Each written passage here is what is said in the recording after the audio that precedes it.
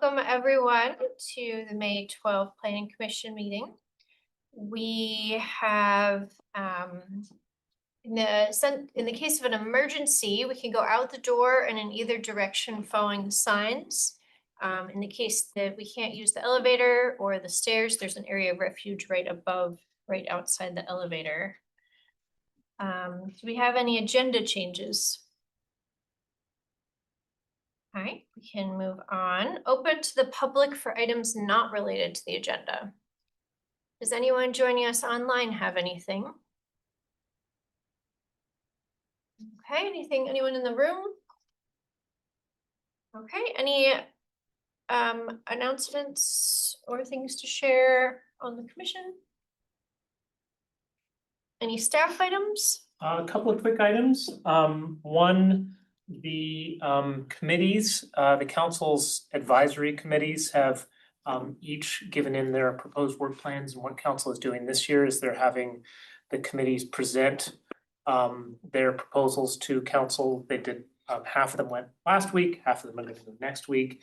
And we're looking to schedule a time. The commission's a different body because you're a statutory body, but schedule a time at some point to give them a, what are you all working on, which is a little bit different from a proving. It's more of a FYI, but working on that. On the construction side, the two bridges that will connect Garden Street and the Goose Pond to City Center Park are virtually complete. They will be formally complete prior to Memorial Day weekend. But it is a beautiful and amazing addition, and I'm so excited for the kids who are in the daycare who've got their fence has a gate to go right there to be able to go and explore that whole area. And it's really, just thinking about how this is all gonna start to bring the puzzle pieces together so that families who live over in the Barrett Street neighborhood can come over here and vice versa. The middle school and the high school will be connected to this area from back ways on foot with all that. So it's really, that bridge is gonna make a huge difference. Are the Ivy Street people happy with it? I mean, I've not heard from the park. So they've been connected to the park for some time. I know, Yeah. it was like their park. Yeah. You're a little possessive about it. Yeah, you gotta share. So I was wondering, it's like now they have to Do share. you walk across it now, or is it more like you walk across it now, or is it Oh, yeah. just oh. I'm not gonna, as a public We're official, gonna tell say- you whether you can walk across the thing that is officially opening in a couple of weeks. Your capability to walk across the structure is something I don't know. Okay, a couple of weeks. And then the last piece is that Kelsey and I were working this morning with our counterparts from some of the other communities that are also looking at Act 250 Tier 1A. All that news that you may or may not have seen about the Act 181 and Tier 3 and Tier 2 road rule. There's a lot of stuff happening with that. Basically, it does not affect South Burlington. So all the components of the law that we would be making use of are continue to be in place, and some administrative benefits to us are part of the bill, so that's really good news. And there were a few very small areas in South Burlington that might have been in Tier 3. But those are areas that we protect anyway in our local regulations, so it doesn't really make a big difference. So the removal of Tier 3 doesn't affect us at all? Does not. Well, it minorly, there are a few very small areas like river corridors that would have become Tier 3s, but we already regulate those areas, So the state doesn't override us in that case? No. And this would have been, right, this just means it's not subject to this higher level of state review. So so that's where that is going. Our coordination meeting was with 7 or 8 other communities that are also looking at Tier 1A. We've been meeting monthly with them, and a few of them are preparing to submit around the same time as us late summer this year. So that's exciting that we've been doing peer learning together and been communicating with staff in the Land Use Review Board and others about it. So we're getting our ducks in a row. What's some of your communities that are submitting for 1A? Likely, well, they haven't formally announced that they are necessarily doing it, but there are communities in 4 different counties that have been actively participating in our group. Some core ones in Chittenden County, up in Franklin County, Windham County, Rutland County. So I don't wanna give all their names because they're not necessarily having their conversations. It's a peer learning group. Gotcha. But, yeah. This is accountable. Yeah, I guess Yeah. that's what the counties we got, yeah. That's what I got. Really great. I have an announcement. Go ahead. So 2 weeks ago, I was part of the ribbon cutting ceremony for the new addition at the Doubletree Hotel. I've never seen that big a pair of silver metal scissors before. Wasn't the typical plastic ones, but yeah, John Rogers spoke first and then I spoke, and then Catherine Davis from the Champlain Chamber of Commerce spoke. And that building, we were given a tour. I want you to know that 90% of the roof is covered with solar panels. They also imported some high-level form of heat pump by a company from Italy called Epoca. And the rooms were triple insulated with foam board on the inside, foam board on the outside before the final sheathing, and then in the middle, it was fiberglass batting. So on the room that was facing the interstate interchange, it was only double glazed, right? Couldn't hear a thing, couldn't hear a pin drop. On the street side on Williston Road, they triple glazed the windows. And since there's no external venting, you know, because of a heater unit in the wall, right? There's no opening to the outside at all, right? It's all done with internal ventilation. So it's a really beautiful building. There's some interesting art inside, as opposed to some other Hiltons I've been in where the art was incomprehensible. So I was grateful for that. And you know, there are 4 suites on the very top floor, which are pretty nice. So it's like 66 rooms. In addition to that, so this is part of your good work, right? So there were, I talked to a couple of people. One was a construction guy saying, "Why did you make us bring the building right up next to the street?" I go, "It's called form-based codes, right? It's a good idea to do it so that the cars aren't out front, right? You know, you may just put all the solar panels." I go, "It's a good long-term investment for you." He goes, "No, we like the solar panels." And so in addition to that, if on Kimball, if you haven't noticed, there's a new dental office that Wilking has built, right? Covered with solar panels, huge heat pumps on the outside. More progress, you know, in terms of climate action and just, you know, long-term investments for heating and cooling buildings, you know, in an efficient way. So I thank you for your work. And on top of what? On that subject, I have a meeting with people from the GMP and a driller called Pelagie. I want them to explain to me whether there are options for a shared geothermal Oh, yeah. system for 3 homes. For 3 homes. Yeah, they're coming in a week or 2. Good. In addition, if you didn't know, all the EV chargers have been re-tariffed, right? So the daytime is 32 cents a kilowatt hour with $1 an hour after you finish charging. And at nighttime, it's still 22 cents and there's no penalty for staying over. So all the people that are in these apartment buildings, if they have a pluggable, can come over here at nighttime and just load up at night. Yes. Thank you. Cool. Cool. Well, we have item 5 is next, which is our LDR amendment update requirements for zoning permits and certificate of occupancy. Yeah, so I'm doing this one. We talked about this briefly a few months ago, but this is an opportunity to do a little bit of realignment of what we do permitting for and why. So as you may know, the city council extended the authority of the fire department's building code to single family owner occupied homes, which was the one subject area of development that they did not previously cover, because that's the state doesn't cover that, and we had previously just done what the state did. When that came into place, we created a circumstance where interior renovations require 2 different permits in the city. A zoning permit that is, what are you doing? How much is it? Please pay your fee. And the building code one that comes with life safety standards, inspections, et cetera, and is advancing safety in those areas.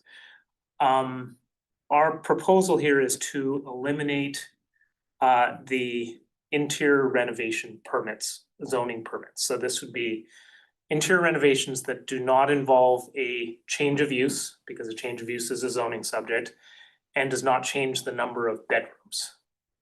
Because if you're changing the number of bedrooms, there's a bunch of other things that come into play. And when I say interior renovations, what I really mean is things that don't change the outside footprint of the building. So changing things on the inside and or replacing siding and or replacing windows in kind and or re-roofing.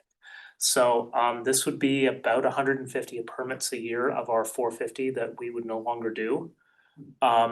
Which, you know, is thinking about being more efficient in our work that we do in our department. There's not necessarily, with this fire department subject area having taken it over, there's not necessarily a lot of value gained back to the people getting this permit. We'll talk with council about revenue, but just so you're aware, most of these permits are pretty small dollar permits that don't bring in a lot of revenue, but do take processing time, so Like it's more staff time than they charge. not all of them, but many of them, and the ones that are financially stronger might have a lesser link to why they're paying that fee for the processing work. Just a Yeah. question, how does South Burlington define bedroom? You know, because if somebody was, you know, basically dividing up the space and instead of putting a bedroom, it was an office. How do you define if it's an office or a bedroom? A bedroom has to have a closet, right? That's what I always thought. Basically, we are working with the fire code and how it is determined for their purposes is the short answer. There are definitions of bedrooms, but how we would realistically enforce that, because there are different ways of determining what a bedroom is. You can also technically become a bedroom if you have a wardrobe instead of a closet, and then in theory, almost every room could be a bedroom. So we would connect ourselves to fire and how the applicant presents themselves. It's also a not a direct way that we would interpret it, but often when homes are being built, they are very clear about how many bedrooms they are advertising for sale purposes, and so people want to have all their numbers right. We do a lot of applicants at the time of a sale wanting to get their assessor number and their zoning number and their fire number correct, because they want to legitimately market the unit the way that it actually is, and if they don't, then the buyer usually tracks that down, so it has some self-management with it. The other puzzle piece that is not the same area but is sort of related is we are an outlier in Chittenden County about issuing certificates of occupancy for new construction and additions. So most communities, if not all of them in Chittenden County, have some level of a closeout of a permit for the construction of a new single family or two family home or in addition to them. We do not. There is no zoning closeout for those. It seems like it's time to do that, just as we do with all other structures other than single and two family homes.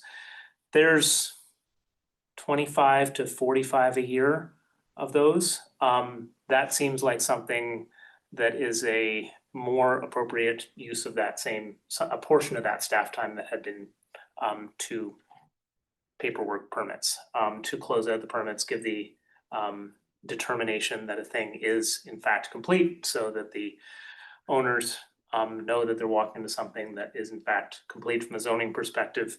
There's also a fire CO that is they have the same terminology, unfortunately, certificate of occupancy, but they're for different subjects. So that is what is in here. Looks like Orion has his hand up for whenever the commission is done. Yeah, let's see what the commission says first on those two subjects. Any thoughts? I mean, yeah, eliminating the extra interior renovation seems reasonable, especially considering I would be curious about how the compliance was with that requirement anyways. That's But another great question. I guess my only question is, I was a little confused, what is the advantage of doing a certificate of occupancy? Like, what does that kind of gain us? I think it gains things, so us as a community, I assume. Yeah, is what yeah, you mean, like, what is the value, just in case you're spending this time doing this? I think that's a great question. I think there's a couple of different ones. One is that often builders of new homes want to have a statement that, yes, it's done. What they come to us is for a certificate of compliance, which is a statement that we're not aware of any violations. It's more of a time of resale thing that we issue. But in the absence of any other tool, it is what we get asked to do. So we go and do these. It's not, we don't feel great about it, honestly, that somebody is asking us for us to sign a thing without us having the ability to go and check to see anything about it. So what we're saying is we're not aware, but I'm not aware right now where I'm sitting right now of what might be out there. So the certificate of occupancy creates the ability for us to go out and inspect the property, if there's any questions that come up from that, to have them provide supplemental information, that kind of thing. So is the planning staff going to be physically visiting these properties then? Yep. And to be clear, inspect for like the Zoning. setbacks and the location of the driveway and. It's not like a tap, make sure the No. beams are going, okay. Right. No, so the Right. building code is enforced by fire, and so they do like electrical and all of that inspection of the home systems stuff. What would happen if at that point this building is substantially complete, is non-compliant with something upon inspection? There's a few different options. There's like the violation option, there's going the, I would be a fine option kind of thing, or? yeah, there's Yeah. different, depending on what it is, there'd be different things to do. There's also an after the fact permitting process where they could change what they had been permitted for, as long as it was something that was permissible. Mhm. Then you can get an after the fact for like, okay, I need to get it reapproved as it is.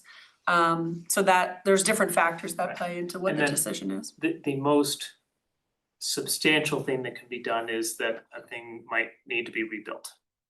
And so we had actually a voluntary compliance on that subject a couple of years ago, of a builder in in Spear Meadows. It came to their attention that they had built the roof too high, and they, in working with us, without us going through the formal actions, removed that roof and rebuilt it. And nobody likes to be in that circumstance, but that is an authority.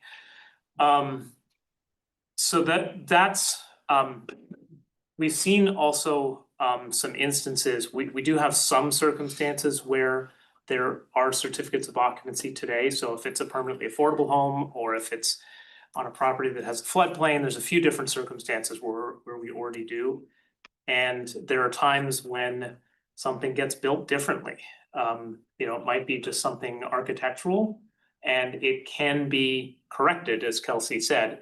But it's been brought to our attention sometimes by an owner who says, wait a minute, this isn't what I look like. So this catches things earlier. And we're already doing this with multifamilies. We already do it with everything that's not a single and two family Got home. And then the last one, which is more of a, less of a direct service to the municipality, but important on the overall sort of how we track what's going on, is it's very difficult for us to make assessments on how many housing units were built last year. How many were permitted, but not how many were built. So from the data tracking perspective and being able to report out on what's actually happening in our community, it's a nice side benefit to be able to have records. For the last 12 years or so, as the Regional Planning Commission has been collecting data to feed into the statewide, they have to make a separate how we do it in South Burlington, because every other community has the closeouts, the permits, and we have to sort of estimate what's the average time from when a permit was issued to when a home probably exists, which is odd. Duncan, then Michael? Quick question, I'm fully in favor of the first one, get rid of it. The second one, you said additions to principal single home and duplexes, is there a threshold to the size of the addition, or is it any addition to any additional addition to the footprint. Any addition to the footprint. Mhm. But that also means we polled our other communities. Some only do new construction. Many do new construction and additions. Some do all the other structures on the property. So the thing that we are not proposing in here is that we're doing certificates of occupancy for a shed or a garage or a fence or all the 100 other things that people might get a permit for. We felt like this is a good middle ground because it aligns with other things that are triggered by this. So anytime you open up space in a building, you trigger the energy code. Having a certificate of occupancy has another side benefit, which is that we can't issue a certificate of occupancy until a copy of the self-certification has been given to us. Where the person is signing off on that, that's triggered by opening up a portion of a building, so it sort of lines up nicely to that. But you're asking a good question of how much change. Yeah, I could think of situations where you might be adding an ADU without actually adding space, you just have a house that's Right, bigger. than it without needs likely to be adding a bedroom. Unless you're already using an existing bedroom, Okay, so you'd be adding possibly a kitchen. That's about it. Well, not even necessarily, it depends on the original house, cause a lot of houses are already set up, so they have a master bedroom downstairs and other bedrooms upstairs, so that could, it could happen. But I had one other question about. Michael did I was next. answer your question though, Duncan? Yeah, I was just, I was thinking in my mind that somebody's probably not gonna do 100-foot addition because of the cost now, but I'm just, I didn't know if there was something small enough that it didn't make sense to engage in a permit, but it sounds like that's probably not gonna be a very common scenario. To not have the To- zoning permit or? No, the to have somebody do it certificate of really, really occupancy? small. To just do Addition, a yeah. 100 square foot addition. Yeah, But that's- for which yeah. thing? For the, Just period, just to For do the it. certificate, Oh. yeah. It's not likely a thing. Yeah. Yeah, but we might chew on that over the next week or two, in advance of your next meeting to see if there's any sort of odd circumstances like that we wanna account for. Yeah, and Article 15. I think there's a contradiction between two statements here. One, which is on page 6, that transact subdivisions are reviewed and approved. Yeah, Next item. Or in the previous item, okay. if that's okay, if Well- it's okay. Well, I have one other thing then. If we get to Is it on this certificate of No. occupancy piece? the Okay, infrastructure, you can be first when we get that's to okay, this. it's okay. Okay, Donna? Yeah, this had to do with the certificate of occupancy, and I'm glad you pointed out that it's only from the fire code perspective, because the RVs, I think that it's kind of nice to have the certificate C of O, because it kind of finalizes, it's like, okay, you have the certificate, you get your C of O, C of O, it's kind of an additional must do. And I think South Burlington's been very good about collecting the certificates anyway, even without the CO, but now you've kind of got, you've got kind of a bookend on it. Creates a much stronger mechanism, so under state law for the residential and commercial building energy code, we cannot issue a certificate. If we require a certificate of occupancy, we cannot issue it until we've been presented the certificate. So it sort of creates Kind of. that assurance that it exists. I think our compliance is generally higher than a statewide one, but we don't Yeah. have a way of knowing for these ones, Right. other than to, forensically go into the land records, because that's where they go otherwise. The other piece, and I don't know if this is being, well, I suppose if you have the certificate, because who signs the certificate is significant. Which one? The RB's certificate. Because if it's a home energy rating, company or person, then, you're pretty sure that it's accurate.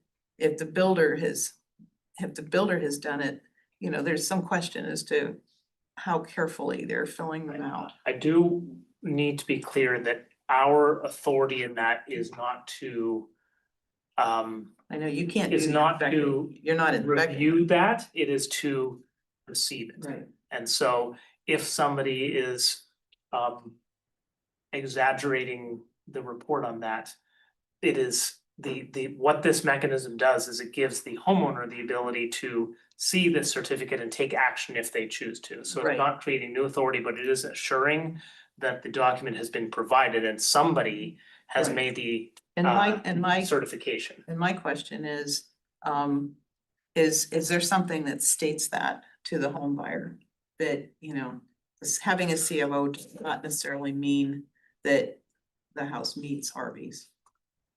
So our certificate of occupancy is a statement that they have met the zoning. Zoning, right? Just as fires is only that you have met the building. So legally you're in the clear on this. I wonder in people's minds, because every time somebody buys a new house, they're shocked, you know, that there are things that didn't get done that were supposed to be in there. And I think we're getting better, particularly here. But Ryan, did you wanna go ahead? I think Kelsey is allowing you to speak. There you go.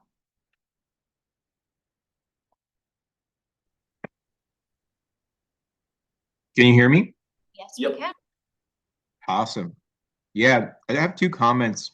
One is, it seems weird to me that with some type of like minor violation, like being a little, that we would make somebody take that apart.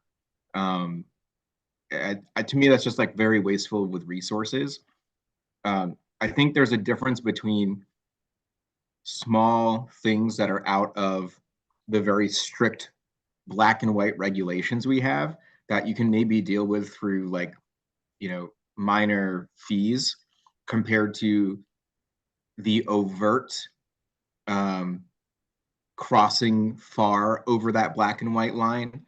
An example would be if somebody built a house 2 feet from my property line with no windows and a large blank wall, right? That would be really aghast. But and maybe they can afford those small fees, right? So to me, I look at having some kind of dual level so that we aren't making people take things apart and waste resources, like material resources, over minor things like being a couple feet too high. That's the one comment I have. The other one is about Can I just respond to that briefly? So, Yeah. Brian, thank you for your comment. I think I just want to make clear that the requirement for the zoning administrative officer to pursue violations that they're aware of is baked into statute, that they must do it. The toolbox of how things get resolved is a pretty large toolbox. And so I think we were giving examples at both ends of that and not necessarily implying that we go, in fact, I can say we do not go to the most draconian solutions first. We look to all the solutions that we can to bring a property into compliance in you know, in a thoughtful amount of time, with appropriate resolution. I was just flagging a tool in the toolbox because it was, I believe Colin asked, you know, what could happen from that? Cool. Thanks for clarifying that, Paul. I appreciate that. And it's also a relief to hear that answer as well. The other thing was about only having those inside change permits for a change of bedroom. And maybe I'm not hearing things correctly again, but that seemed kind of odd to me because sure, bedrooms could affect the number of people who live in a house. And maybe that would increase cars in the driveway or something like that. But I thought, and maybe this is a different municipality, I thought we were actually more concerned about features using water, like the number of sinks, the number of toilets, and those kinds of measures on the abundance of like water waste. So Yes. it's weird to me that we're not doing this for like bathrooms or water fixture expansions. Yeah, I guess I would say, like, even at the state level, the wastewater permits are based on number of bedrooms. It's not based on number of bathrooms. Because, you know, if you have 2 bathrooms and they only get used by 1 person all day, it's not using more water. But if you have 4 bedrooms and 4 people. So I know at the state level, that is kind of the standard of how you determine like water usage for like septic systems, things like Right, that. so it's, and that's really the answer here is that, you know, things may evolve over time, but for now, there are several other, elements that rely on bedrooms. So water supply, wastewater supply, several of our different impact fees are based on bedrooms. And so, this is calibrated to. I think Ryan's speaker is coming through his mic. Mute, there we go. So this is calibrated to recognize that ecosystem that exists of permitting. If at some future time the state changes the way they do it, that might give us a reason not to change that. But if we take this out of applying to bedrooms, the effect would be that the sort of connection point to the city for getting all these other ones would be lost. And then we'd be sending people in a lot of different directions without them being aware that they were supposed to get those permits. And so we might see compliance drop pretty substantially on some of those other ones, because the only way they know is through coming to us first. I mean, so far I'm hearing support for this and Yeah, I'm gonna say, I'm actually really glad we're taking up this topic because this, the first part here about interior renovations and replacing like exterior building materials, it's come up in my neighborhood like a lot where people have been like, why do we need a permit to just do our maintenance and keep up our home? And, you know, if my siding's falling off and it's a terrible degradation of the home and the neighborhood, like, why can't I just replace that? I'm doing a good thing. Like, I'm not doing anything other than just maintaining my property. So I feel like I've actually heard that quite a bit. That and also just like any kind of renovation inside is so expensive, like, and you know, so this $5,000 thing could be, you know, something relatively minor really these days. So I mean, just taking that off the table. They say 3 windows can get you there very. And you know, I think it also, this has also like penalized people who can't do the work themselves too. So like if I'm doing something myself and I only have to pay for the materials, it's really different than somebody who has to like pay someone to like do the work. So some of our development review staff have raised this in various ways for a few years, where it's like at a minimum that if regardless of the whole thing that we're talking about now, like that 5,000 is a number that is too low. So like there was at one point, there was just like, well, let's just make it 10, make it 15, make it something else. But then with the adoption of single family home building code application in South Burlington, it all sort of puzzle pieces fell together to do it in this way instead of raising that threshold to just kind of go around the other direction. like you said, go ahead. You know, just to expand on your point, as I think about it, have we considered a zoning permit for in-kind replacement of roofing siding? Why does it matter if it's even in-kind?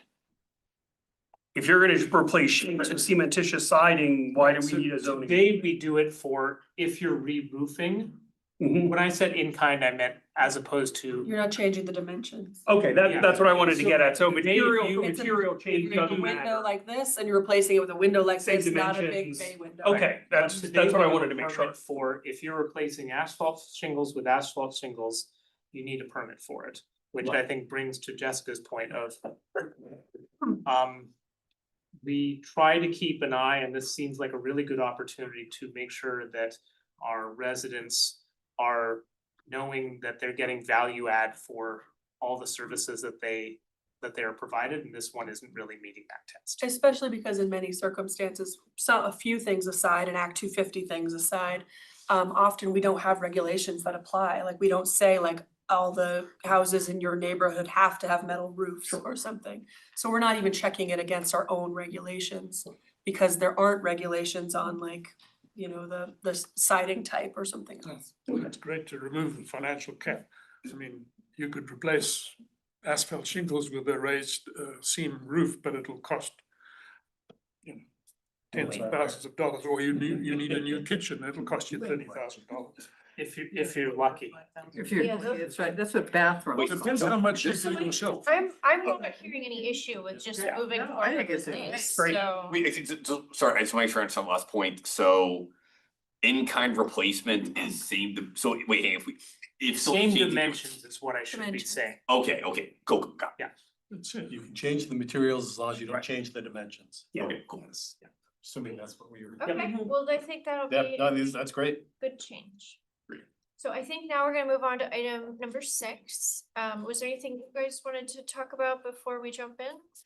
I know Michael had some initial thoughts. Well, When we get come to data centers at the end, we'd like to chat with you a little bit about that, Yeah. but let's cover everything else, then we'll get to that. Yeah, I just, just to make sure everybody's on the same page, there is a memo is a strong word for what it is, but it's a list of the changes just to, because in some, just the nature of the way the LDRs are structured, in some places, there's, you know, 3 words that are changed in an entire article.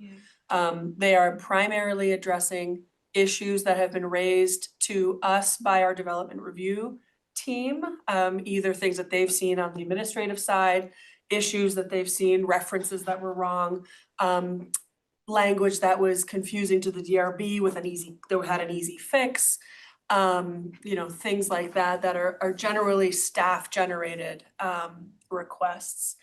There's a few that are from discussions with other departments or with potential applicants and other things, but the idea of putting this in one big pile is most of them are fairly minor.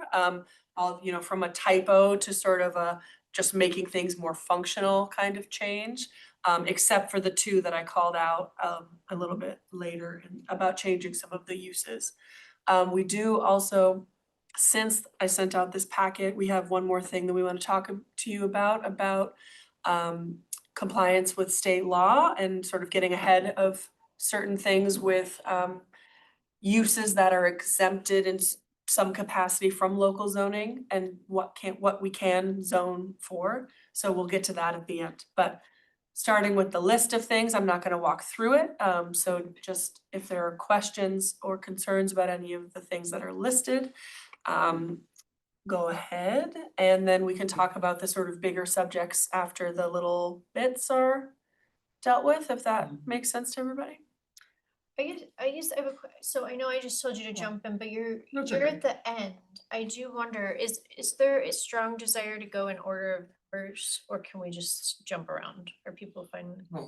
If, once you hit an article, if we can talk about everything that's in a single article, I don't care which one goes first, but it's just me opening different Word documents. Maybe if you get on the list might be helpful. You had asked the commission several questions, 4 or 5 of them. One of them was related to infrastructure, whether a letter of credit or an escrow account equal to the total value of the project was enough. And from my part, yes, it is. And then you had asked 3 or 4 places where you wanted to move something to DPW and another Yeah, couple. so- All of them are okay with me. Okay, yeah, there's a few things that are the DPW has been working of their internal specifications. So there's a few things that have been either in both places or in neither place or sort of slightly different in the 2 places. So there's a few things that are rectifying some of that conflict that are in here as well. Jessica, Yeah, I think it makes sense just to go down okay, and through that's them. fine, and that's I know why. we jump around and Yeah. we're never reason gonna I be able said to that was find it. because I know I told Michael he could go first, but he No, wanted no, to talk we'll about go a through this. later one, Some of so. these literally Okay, change yeah. B to Let's C. do 2. Does anyone have anything in 2? Cause were you gonna bring up? the second Article 2? Or what was your plan? What Only was if I gonna we- bring up? Were you gonna try to, Oh, just that changes the number. I think Article 2 was just some tiny Yeah. little Little Yeah, typos, just tiny okay. little things. Nobody's got anything on Article 2. Okay, Article 3. So this, I didn't have anything on this one. Mm. Anyone, it wasn't one of the ones Kelsey pointed Yeah, out. there were two things in here, that are just a little bit more meaty. The 308D, removing permit requirement for temporary outdoor storage. We require permits for outdoor storage. But we have things like a commercial use that's a retail thing or whatever is getting a delivery of something and it don't have the manpower to bring it indoors for a week or something. And so there's some ambiguity about whether they would need a permit to leave a pallet of stuff outside, because it's temporary, but it is outdoor storage. So making that clear, taking that out. And then multiple uses allowance. So when we went to the uses being defined differently for and collapsed a lot. So things like a convenience store with gas pumps is really two uses. And just being clear that you can have multiple uses on a property as long as they are all independently allowable. So cleaning up some of those things where people are like, well, can I have gas pumps and the associated convenience store that actually makes all my money? The answer is yes. So those are the things in 3, but otherwise, I have no questions. So the temporary outdoor storage part, Mhm. the 1 month, so this what didn't apply to construction then? This- Construction's its own It's, thing. it's, okay. Yeah. That- Then the next one is 8. And if there's no comments, we're assuming people are Yeah, fine we with just it, keep just to be clear. Trucking Okay. along. So 8 was the city center area. Mhm. And do folks have the little summary table available for them? There's this nice like, You want me to put that up on the screen so people can Yeah. see? yeah, that could be a comment share. So 8. Yeah, so these are primarily small typos and consistency things. And then there's a little bit, we're going to need to do a little bit more, but cleaning up the applicability of 15A rules for subdivision in transact zone subdivisions. So a transact zone subdivision is just a subdivision in the form-based code area. And there's some confusion about what applies from Article 8, what applies from Article 15A, and what, because you don't want to duplicate everything just because it's the same, so you have to have some of it apply in 8, in the form-based code area, even if it's only in 15, so it's just cleaning that up a little bit. Those are the primary things in 8.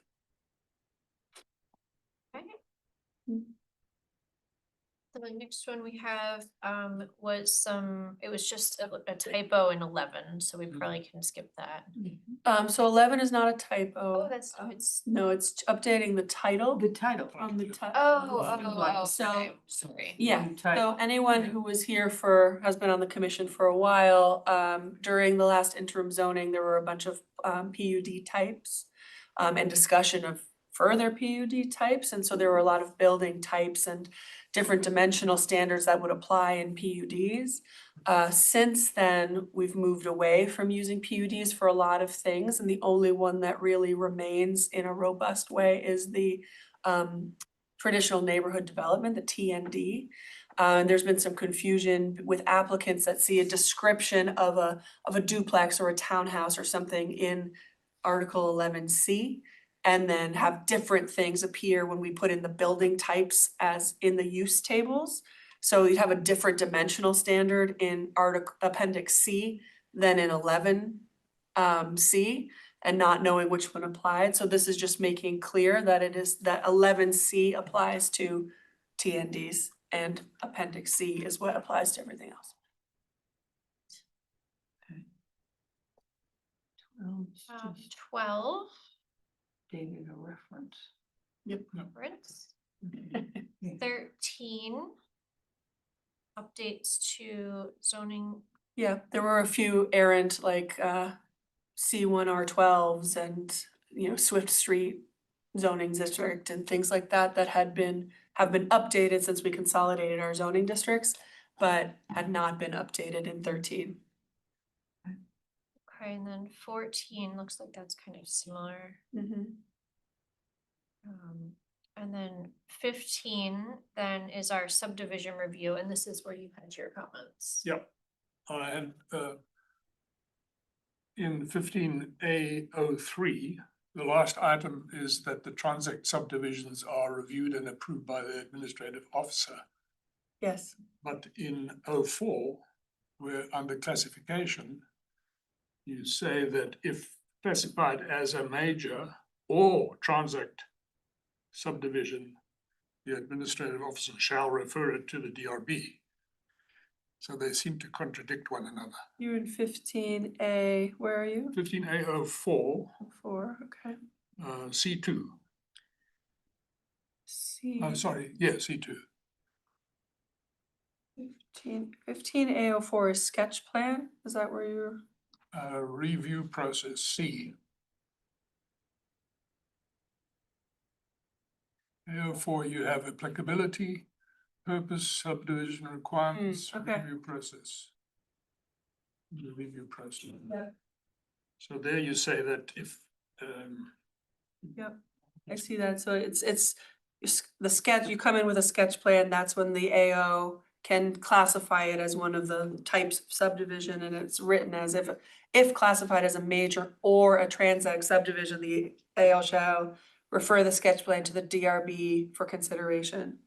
but in, And that is not true. oh, That's not true. Well, because I in mean, the it's true previous because one, it's it in says there. he. No, but it's not supposed to be true. Right. Yes, so I am, if the commission agrees, which I would support, I am happy to strike or transact subdivision from that line. Yep, makes sense.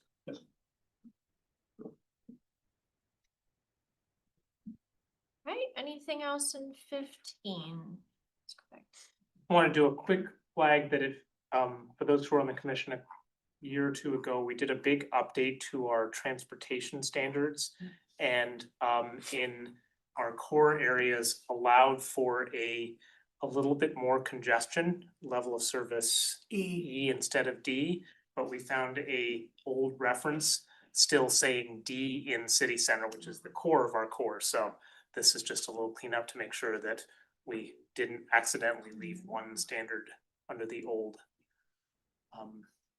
sort of much more suburban model. And then also in 15, let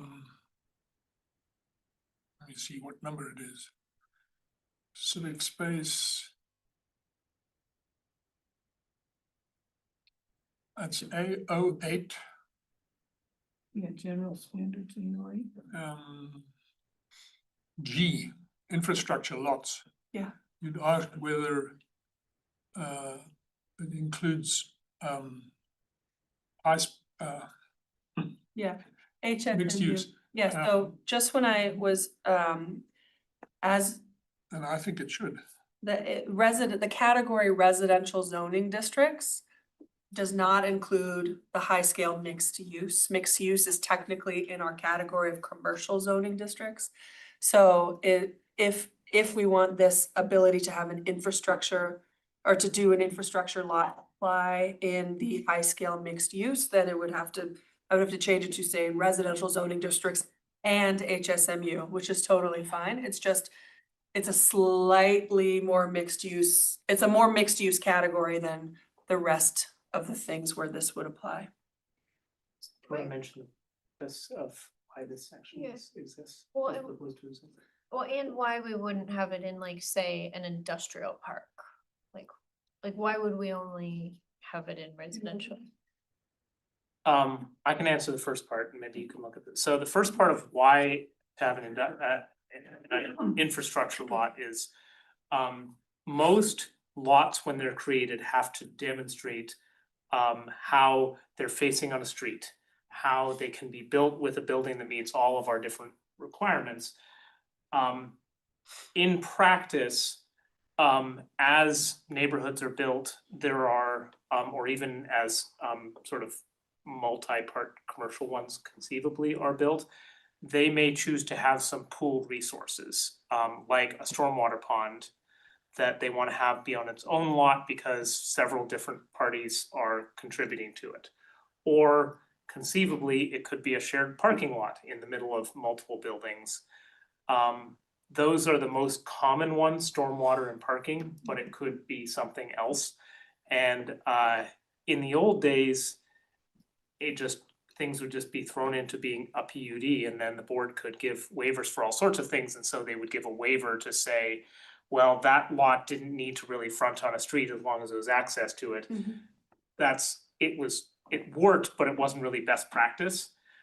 As we transitioned to having more clear subdivision standards, we realized that we inadvertently didn't include really the ability to do these infrastructure lots, and that has led to some odd drawing of property lines to try to sort of capture it, but it's not really, it's sort of a different version of not best practice, where folks are sort of drawing long property lines Where so there that they are can, 3 parking spaces around Right. shared parking, weird stuff. right, which is not what they wanted to do or No. what makes sense, but it's what they're doing to make it achievable, and then they're sort of drawing these long lines, and then they're drawing a box over it to say that everybody has an easement over the everybody else's, and Yeah. so we're trying to clean up a little bit of a messy area here. Yeah, the reason, the logic at least behind not allowing it for purely commercial or industrial uses and in those districts is because we are not interested in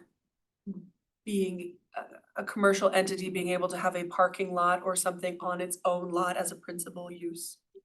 That's one of the things. It's some of it is because residential uses are very small. And so cutting up a parking lot for a lot of residential uses makes even less sense than for a few larger buildings or a campus style development or something else. So that's, in my mind, the primary reason to not allow, to have to only allow these when it's serving residential purposes. As opposed to having someone be able to have because the idea, you can still have shared parking in industrial areas, but this is saying you can't have a lot where the entire purpose of the lot is to have the infrastructure like parking on it. Is the 5,000 square foot the minimum, in fact, that they have to be the minimum lot size for a residential building so they can be redeveloped, I assume? Yeah. Does that mean it's 5,000 for a single family or 2,500 for a divided duplex? I was thinking a single family, because if it was a divided duplex, you would need to require them to have 2 next to each other anyway. I agree with you, but we might wanna. Yeah, kind I of can plan clean that there. up for sure. I guess I have a question about, so I know, and it's actually right above it, which is convenient. It's just a good placement. The civic lots and like, how would they be allowed to have like one lot that has the civic and the infrastructure, and then we also have the resource ones too, which are separate. We're allowed to Those have are resource.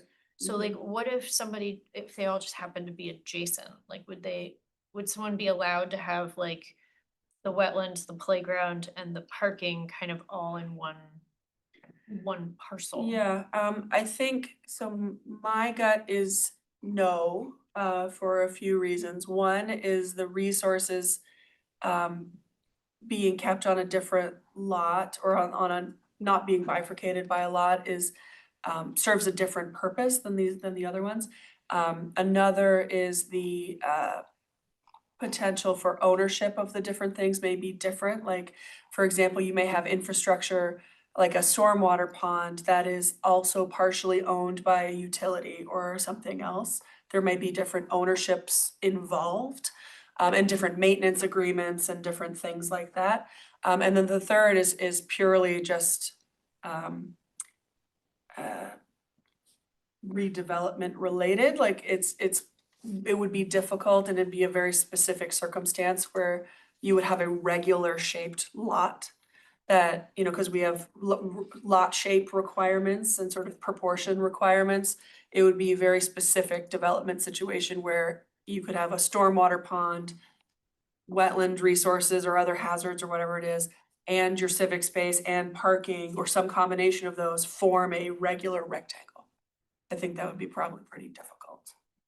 But And, well, I guess my point, does it need to be a regular rectangle? Just playing devil's advocate. Right. Like, you know. I understand, like you said, like it's nice that it's a lot sized lot, so it could potentially have house or a living unit on it at some point in the future, so that feels like an important piece, but. Well, let's noodle on that a little bit.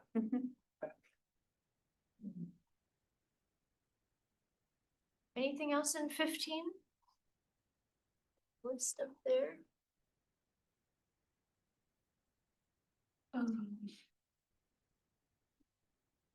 No, I think the other things are references, some of the connections to Article 8 and to one reference to Appendix C.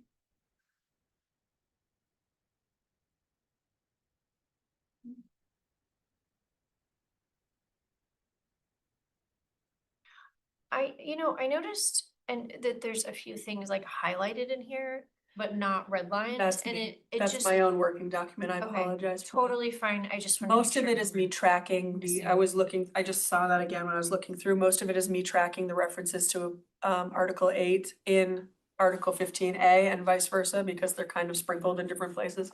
And I failed to de-highlight them before I PDF'd it for all of you. Lucky you, I ignored them. Thank you, Michael, I appreciate it very much.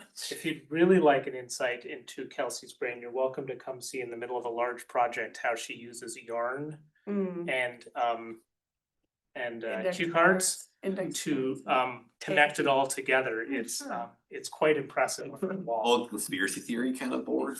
Yeah, Naive. yes. The second calling and.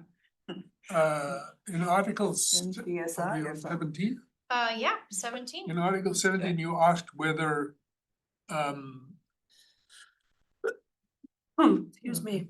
a performance bond or escrow account or letter of credit in an amount sufficient to cover the full cost of the proposed public facility is enough. On page 12 of 16 and 17. It says- No, I wasn't saying is it enough for the amount, I was saying is changing. So this is related to change bond timing, to certificate of occupancy from a zoning permit. This is a request again from our staff, just for when the timelines start running for different things. So all I did here, I was more talking to myself again, about just changing the phrase changing zoning permit to say certificate of occupancy. Not yellow. Exactly, and see if that is sufficient to affect the change of when that timing kicks off. It says before the issuance of, and it was before the issuance of a zoning permit, and this is pushing that timeline out, as we just discussed, from when we were talking about the certificates of occupancy, from the issuance of a zoning permit to the issuance of that certificate, which is, the construction timeline. It doesn't read like that. I mean, My to question? somebody else, Ignore my question, are you saying the Yeah. language in in number 2? well, it doesn't say what you just said it's supposed to say. If somebody else reads it, they're going So the to, developer must furnish the city with a suitable performance bond, and the amount covered is all the things that I just said, for 2 years after completion. oh, that's and the timing issue. The timing is before the issuance of a certificate of occupancy, so it's saying you have to do the bond, right now you have to do the performance bond before you get your zoning permit. It Yep. was a request from our development review team that you have to get this performance bond before you get the certificate of occupancy. Partially because the 2 years of completion and some other timelines, that's number 3, all these 2 years, 3 years, all of that stuff. Construction, especially on a larger project, can edge up on 2 years very easily. So kicking it to the other side of construction effectively makes it a more effective bond, that puts the bond out further for the purposes of the city, making sure everything still works in a few years. Okay. Oh, sorry, Yeah, Donna. just one very general thing, I see that the term recreation path is used a lot here. Yeah, And that's really Yeah, become shared use path yeah, on I just haven't, other documents. I have not, that is not a thing I have combed through for at this Yeah, point. maybe at some point, Yeah, for sure. just for consistency. Mhm. Anything on 18? Okay, then we got our tables. Tables. Okay. Okay. So appendix C. Yeah, so there's a few things, the first two bullets under appendix C on the list are more functional and or cleanup. In the appendix C text, there is a medium scale motor vehicle focused commercial. In the table, there was not, so that has been fixed. And then the other is up to the building and lot coverage for a townhouse to match a small multi-unit. The idea being they're both a similar amount of units, and so allowing a townhouse to be have a little more coverage, be a little more similar to the small multi-unit, felt like a logical thing and a better design if you're sprinkling them in together. Because if you had a complex, you may be doing things where you have both. And having those two things be consistent and not necessarily steering people away from a townhouse because you could get more on your lot. Allowing townhouses to be as incentivized as small multifamily. Yeah, Colin's making a confused face at me. So I guess, so I have a question on townhouses, I guess more generally. Yeah, So they're now, they have the same lot coverage as a small multi-unit. mm-hmm. So at this point is really the only difference is the Form, front setback, or are there other ones? But I mean, yeah, you would have a 0 side the yard. 0 and 5 foot side yard setbacks are different. The zones they're allowed in are different. Yeah, but I mean, maybe what I'm trying to get at is, this is perhaps something that we maybe, I don't have any objection to these particular changes. I think it's more that it feels like, especially with all the changes on that we've essentially had small multi-use now legal everywhere, the whole category townhouse is a little odd now. It's a very kind of niche item. I mean, I guess this is more me saying, like, maybe this is something we talk about at a later date, is the kind of development. So currently you can have 2,500 per unit in a divided duplex, as long as, like, you know, so like you can have 2,500 and one, it's like 5,000 square foot lot, divide cleanly in the middle to split the duplex on one side. Yeah. A form of housing that is common in a lot of older areas is where you essentially have that but just repeated. So you essentially have a townhouse where every single chunk of the townhouse is On its own land. its own land. And then you could sort of do it here, but you still have to have 5,000 square feet per unit. So like, Yeah. I guess I sort of feel it'd be nice to have it, I feel that. It's 5,000 square foot per building on that one. But- That one's not per unit. But sorry, but I guess for separate lots, like I maybe, I mean, I'm not an expert in HOA law. I could see a lot of people liking the situation where in a lot of like older neighborhoods in places, for example, like Philadelphia suburbs, you will have a situation where you'll have a row of houses, like a long row of houses, maybe, you know, a dozen of them or so. Every single one of them is in their own postage stamp lot, but they are all separate lots. And I think for a lot of people that's appealing, not having to have a single unit in a large building. Am I interpreting what you're saying, Colin, is as with duplexes where we say that you could have it as a divided duplex of 2,500 and 2,500? Yeah. What if we did the same thing for a townhome and say that if we allow 4 on 5,000 square feet, then 1 could be on 1,250?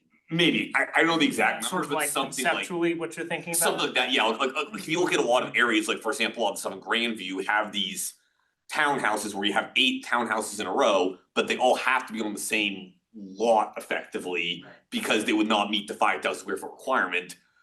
I feel like there's some strong arguments for a lot of people having, be able to fence it in, this is my lot and my backyard, but it's a tiny post stamp, but it's still mine. Yeah.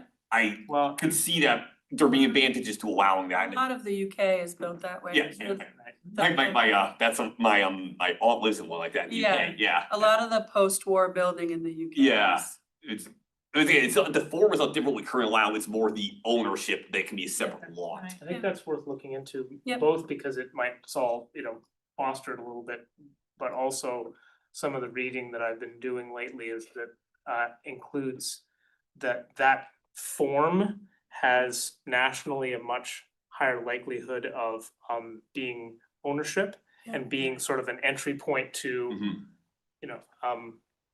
first-time home buyers, so Sure. an Yeah, if the- opportunity to and if create the- something else in the If market the there. primary entrance is on the ground floor, you can have 3 floors without an elevator. Is that right? There's something about Yes, elevators. right, yeah. Yeah. That's a very, very common design. It's had around Philly. Yeah. I've lived in many of them, Yeah, And where it's fee simple.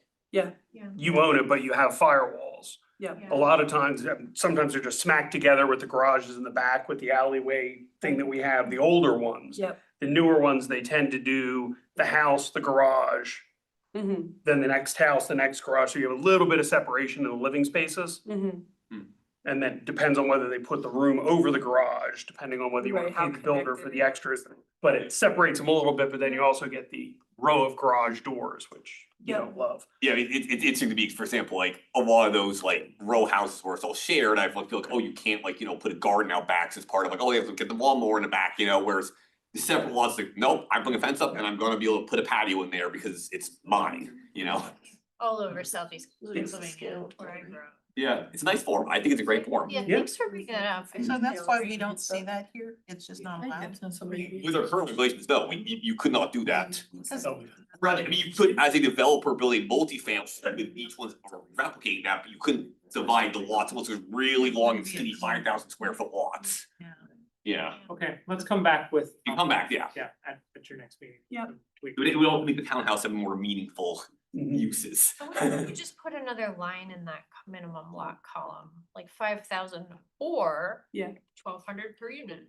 I do need, yeah, I mean, I do want you to think about it a little to make sure we don't lead some weird loopholes, but yeah. You do have to deal with the lot line issue though, in terms of, there's no side lot then, there's no side yard. Right, so 0%. we did get some Which is that feedback on idea. this with one proposed project a year ago where they recommended that if we do something like this, that the interior lots be able to potentially have a little bit less space than the outer ones, because the outer ones definitionally have space on the side of them, but the ones in the middle don't. Right. And so And- if you said that they all had to be the exact same lot size, you would force the middle ones to be wider Yes. of building, which negates the fact that those would typically be the more price affordable ones. So we might wanna say, Yeah. average of. Or Or you something call them like the that. end units. Yeah. That's Yeah. what they call them in the Philly area, and you can get the end unit, you pay a little more, Yeah. cause you have windows on the side of your house, not just the front and the back. Right. So you get more light and you get the little yard, so you pay 50% more for the end units. Or 50% less for the middle. Yes. Well, it would be a really nice way of adding diversity to the houses. It is, yeah. I've Great lived in idea. many of them. Nice job, Colin. Okay, so that was everything on this particular table, it looks like. Ryan has raised Oh, his okay. hand. Oh, Ryan, you wanna go ahead? Oh, Oh, Kelsey's gotta, let him back in. Anthony. okay, you're good to go, Ryan. Can you hear me? Hello? Hello. Hey, so yeah, I'm super excited by that dialogue you guys just had. This is why about a year ago, I was suggesting using a formula for the area based on the number of units. So you have like a n times a blank plus whatever sort of a formula to get to that. But I actually really like what Colin is saying more because that is a really effective building strategy. And the only other thing I would add to that, besides that, I want you guys to run full speed ahead with it. Like John said, the ones on the ends cost more because they have windows on a third wall. I actually lived in an end unit that did not have windows on the end. And it was just felt like a sad waste, but also it made the side area between it and the next building feel way weirder. It's just so important to not have blank walls on buildings, and where you want people to live. And so I would want to make it a requirement to have windows on the sides of units like that. And that's all. You know, Paul and Kelsey, this is something I should know, but we have glazing requirements for many of our building types. Do we have glazing requirements for this type of a building? See, I mean, I know T4 and T5 clearly do. So, but- there is a glazing, residential development has it's in 1317, I think. There are certain residential design standards that apply.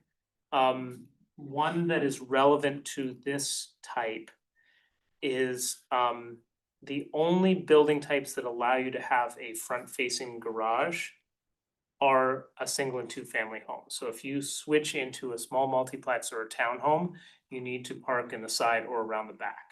So it's not a glazing standard, but it effectively. A garage door is a blank wall. Right, it sort of opens up that ability to have the glazing, and then if you're gonna have that whole front side and you're not gonna put a window on it, then it seems that's not a likely outcome. That's one of the, were you pulling up 13 or am I doing that? I can, Or you were, was writing something else down. 13.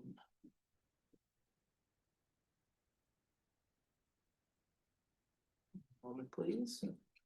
It is 1370. Let's see. Building facades, encouraged to employ a theme and variation approach, common elements, etc. I believe. Oh, we did have something about glazing. It might be only for T3, There's maybe? T3 one. Right, T3? it does say, so it talks about residential buildings must be oriented to the street. Or civic courtyard. Buildings should be oriented to maximize living space and windows to the south, east, and west. I think that's what replaced what used to be a standard in the southeast quadrant that said that 35% of windows needed to face south, and that was a very odd standard because people would sometimes lower the proportion of windows on the other sides in order to achieve this, rather than it going up. I remember Yeah. getting. So we didn't put a strict You number in, but You it, can achieve a percentage on one side by just taking them off the other side. right, so that was not a good outcome of No, that. so- So we don't have a specific number. I wouldn't say that we've seen a lot of issues with it. But, you know, you tell us if that's something that you want us to spend some more time on. No, I guess it's just. Yeah, It's nice to not have a blank wall. but I hear what you're saying, the community I came from, we're mostly developing old houses, knocking old houses down, building newer ones. And we went through a period where the developers were throwing up vinyl wrap boxes and often had blank sides because it was cheap. And we went through a whole process of putting in articulation and fenestration requirements to prevent them from just doing blank vinyl walls. So it is something to definitely keep an eye on. If the builders start doing it, it's something we can react to. I mean, it wouldn't be the worst thing to just stick a window. I mean, you know, you just read off some things which are very reasonable. I wonder if there's a way to, in a simple way, basically just say you can't have a blank wall. Like our garage even has a little window in it, Yeah. like. Okay. Yeah. Let's take a look at it. Like with the blank of the wall. An apartment. Yeah. You had to break it up somehow, the fire. Yeah, chimney. yeah, like John just said, maybe it's like if you have a certain length of wall. Well, yeah. They gotta put something in it. or- Well, and in an apartment, you know, or condominiums, it's always the bathrooms. Mhm. And it's really nice if you have a bathroom window, Mhm. you know, it's just. Oh, I've got the best azalea right outside. Yeah. I've gotta say, when I was like stuck in the house for 6 weeks last winter, You were like, me and Sally. I could like get to that window.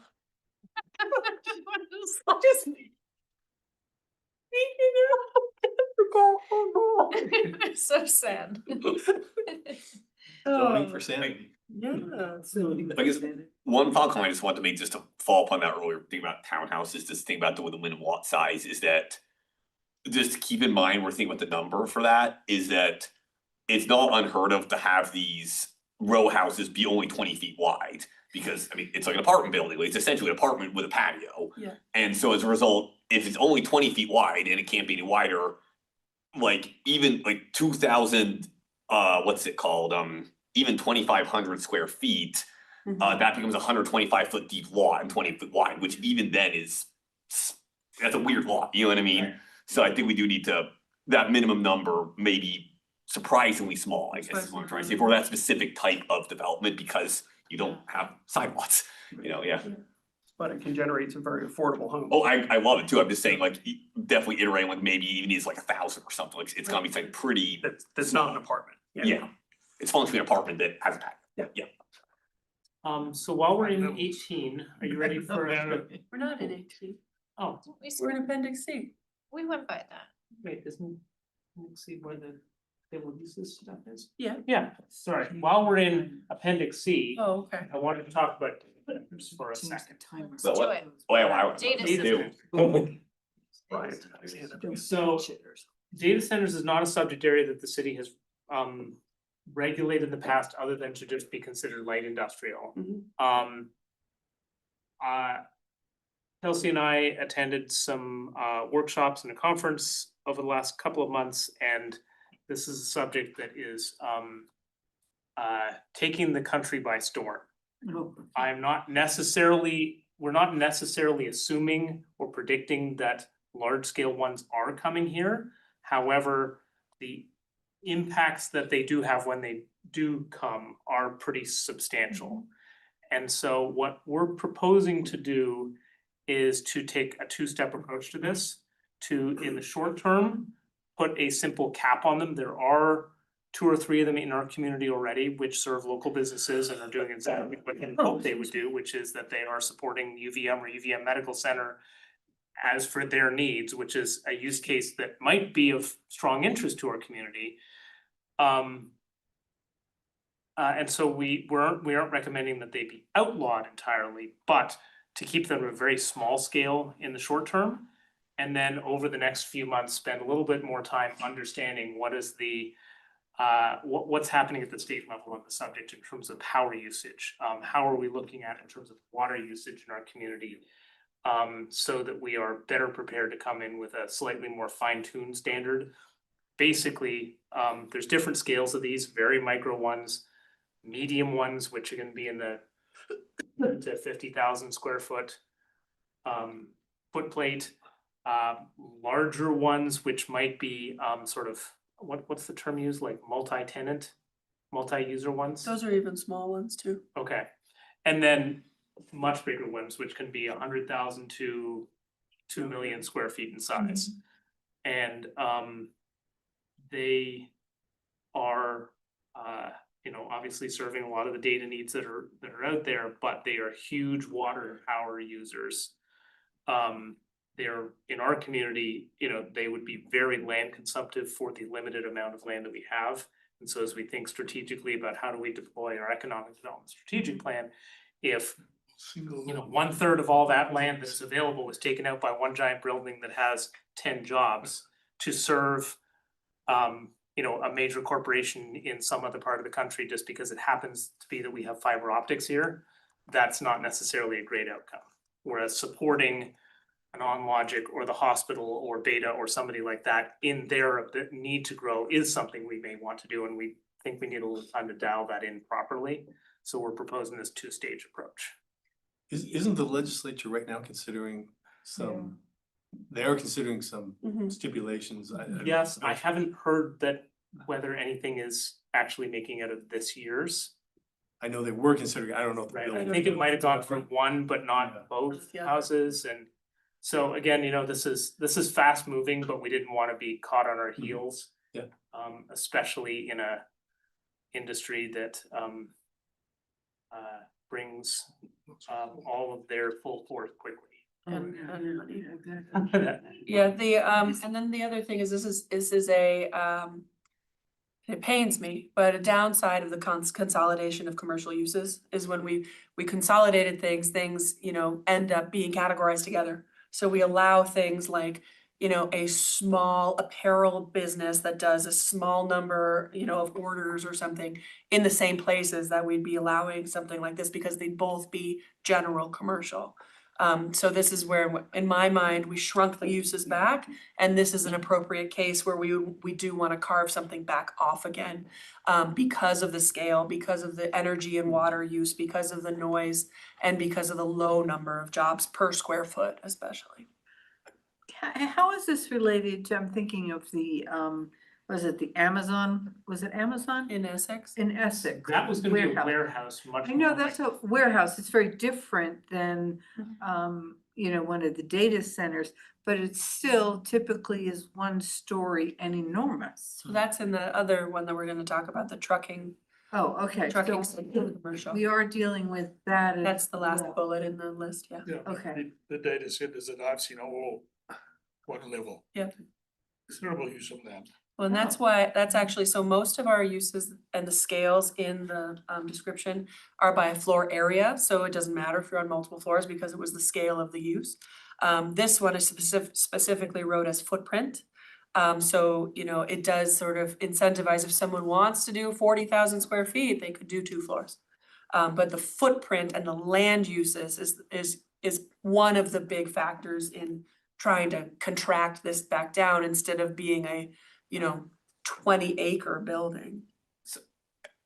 So I have a few comments on this area, and so I think to start off, be clear, I very much do agree that these mega data centers are something we don't want. By the same token, though, as you alluded to, we very much wanna make sure that we're not disincentivizing in any way small data centers, because if we do that, we're literally just forcing everyone to just use the big ones in West Virginia or wherever.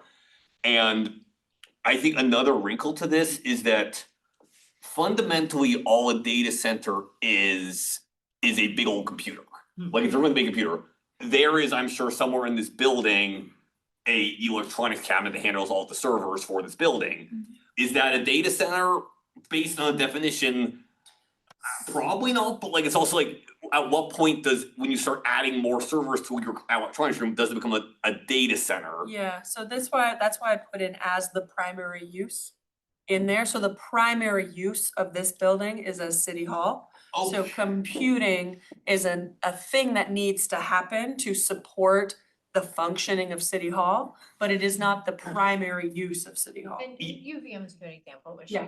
because UVM's got a bunch of them. Yeah, no, so I was actually chatting with my friend when I read this about who works with UVM, and he was sort of, he's gonna get back to me on how big theirs is, the in technology Yeah, part, that'd he be says great. it's probably, he gets somewhere to reach the 2,000, but he's like, I don't know, I'm not good at estimating things, so like, Yeah. and it is in IO, so that would be permitted, but like, I guess I guess it's, for example, what if, like, say Burlington Telecom wanted to rent out someone's basement in city center to put like a 2,000 square foot data center in a basement somewhere? Yeah. I personally would say, fine, you know what I mean, and that is a primary use, so like, what I personally lean towards maybe even having a 3-tiered approach. Where like, maybe saying under 5,000 is either not regular It's use, just called general commercial. commercial, or something. or we just say a small data center is allowed anywhere in general commercial. I'm almost tempted to say we should only consider data centers are only considered above, like, what's it called, above a certain threshold, anything else is not a data center, because otherwise, again, what happens if someone wants to rent out their basement for a few server racks to a local company or something? Yeah. I'm fine with that, like, you kinda, a small data center can kinda slide almost anywhere.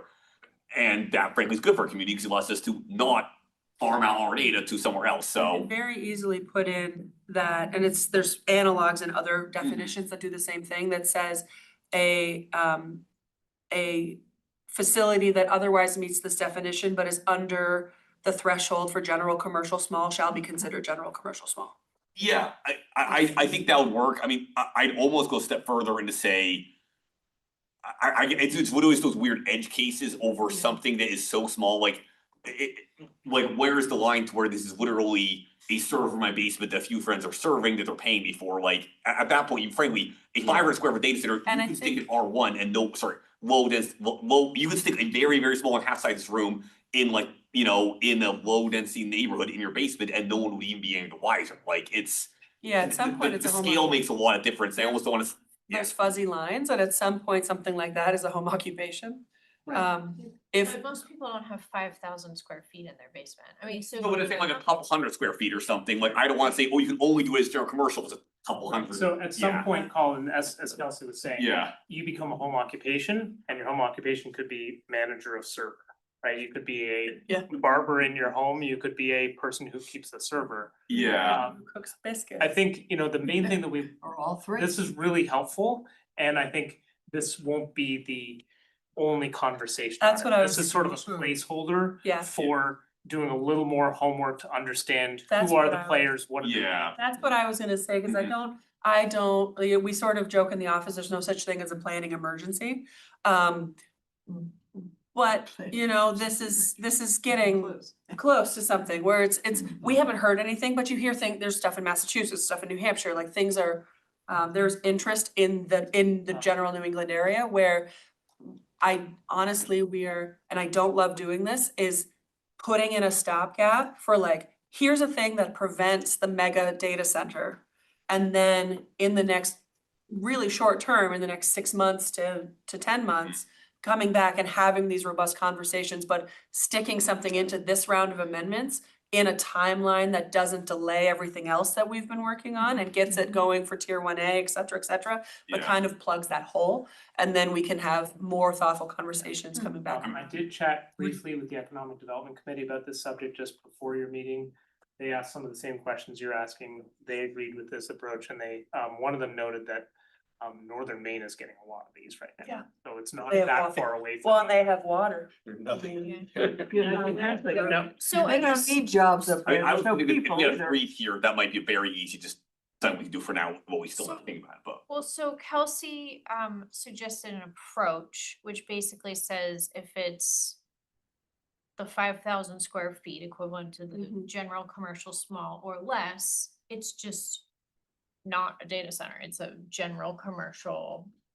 And Yeah. regulated like the general commercial. Is that a reasonable approach? Just to say if it's small, it's Just as different? part of the stopgap. Yeah, I think for the stopgap, we said if it's under 5,000 it's general commercial, I think that would work I think we want to tweak that a little bit, but I just don't wanna like make it so that, let's say, someone UVMC can't move a facility across town. Yeah, no, Or something weird like that, and I you know? completely agree, like all my data for my work's on a server and it's in my building, Nice. but like what if it wasn't in the building? Yeah, Like, or to stop saying weird like, oh, On Logic want to expand their server room, which I'm sure they already have somewhere, and then, we can't do that or something like that, so. Let me flip that on its head, and I agree with you. You mentioned On Logic, let's say somebody approaches On Logic and says, hey, how'd you like a side business? Once you put a server farm in, we'll say it's an extension of your business, we'll help you pay for it, you take a cut of it, and we're gonna put 50,000 square feet of servers, and they're On Logics, but they're selling that capacity. This is where we need to spend some time, like Yeah. dialing in what are. And cause it's not necessarily gonna be somebody clean and new That's coming in for a exactly new right. use. One, or someone, actually, if you. Well, yeah, No, I mean, the small among the- thing makes. Sorry, among the criteria that you want to use it is footprint and so on, but you could also have a cap on power and water usage. So we may be able to do that, but this is part of, I don't know in our sort of moving quickly, whether our zoning Not authority now. allows us to do those subjects. That might be through our wastewater ordinance. Yeah. And in a few months' time, and we may, wanna work with Green Mountain Power, the Public Utilities Commission. I don't know that in zoning, we have that authority. But that's part of why we wanna take this two-step approach, because That would as we be- said, if it comes Yeah, with a dump I'm not truck of talking about money now. to fight every fight. Comment? Go ahead. What did Plattsburgh do with the crypto miners? Plattsburgh had a really low electricity rate, right? But then the crypto miners moved in like, I don't know, 6 or 7 years ago, right? And they sopped up as much power and drove them into another higher rate structure, and they had to take some action there. I don't remember what they did to prevent that, but it's another good example. It's not exactly ready, but I don't know if they did it through zoning or they use some other power. Probably from the you know, Utilities regulation Commission, I would assume. Yeah, The state of New York has a very robust Utilities Commission system. but may not have on this subject 5 years ago. Like this is moving Right, but so a hyper, fast that, they yeah. have more industry of with hyper users of electricity than we do in Vermont. Yeah. Well, and that's just one of the points I wanted to make too. Another side of this is cogeneration. You know, utilizing all the heat, because those facilities produce a tremendous amount of heat. And you know, I get these emails from, you know, places that talk about, you know, particularly in northern climates and some of the Scandinavian countries, that they're already doing this. You know, they put their data centers underground, and basically to utilize the heat, to heat, you know, whole towns. You know, that, you know, you don't have to pay for heat anymore, so that might be an advantage of having a sizable data center. If you have enough electrical capacity for it. One other thing I had on the current language, especially a stopgap, is should we strike the operated by a single entity line? Cause it feels So like that's I a have- loophole. Yeah, so I have since this, there was another whole section that we then dialed back that had a different bit in it, and so I have added in or for the shared use of entities engaged in other primary uses for their data center uses. So effectively, if you're running something else, you could, there are examples of this where a small business rents server space somewhere else and uses the computing somewhere else. So I did put in sort of shared use of other entities Gotcha, yeah. into another piece of Okay, draft language. yeah, that's all. I mean, most of the data center, I mean, even if you're not doing it officially, I mean, like, I used to use AWS, Amazon Web Services. I was renting servers by the minute. I was technically, they weren't operating, I was operating, you know what I mean? Yeah. So, Yeah. yeah. And then the other thing, just as a clarification that I did, again, I've been still working on this a little bit since the packet went out. I did clarify and add all data center structures on a site shall be aggregated to calculate the total scale of the use. Just so someone doesn't go 20,000, 20,000, 20,000, 20,000, be like, look, it's all different structures, like it's all smalls. So saying it has to be, you count everything together, even if it's not one huge building, it's a bunch of smaller buildings, small being relative to 20,000 square feet. Well, I'm glad you're doing this. Yeah. We're Yeah, doing this. I think it's We're doing important. Gonna show up. it. Something. Something's gonna show You up. can almost see a. Yeah. an And underground- whether it's, you know, addressing and saying, we do want the distributed things that what Colin's talking about, some of the distributed stuff is better for various reasons, you know, steering away from single use mega buildings.